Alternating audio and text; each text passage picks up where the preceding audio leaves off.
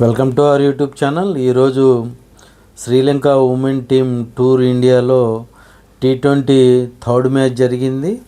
ముందుగా టాస్ గెలిచిన India fielding తీసుకుంది. ఈరోజు మ్యాచ్ కేరళలో జరిగింది.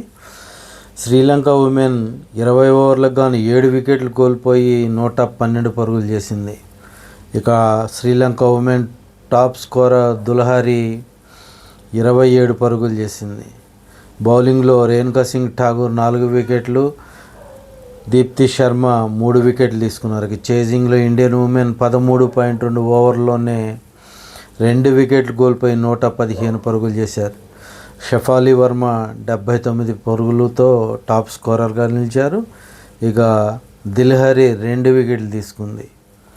ఫైనల్గా 8 వికెట్ల తేడాతో ఇండియన్ ఉమెన్ ఘన విజయం సాధించడమే కాకుండా సిరీస్ 3-0తో కైవసం చేసుకుంది.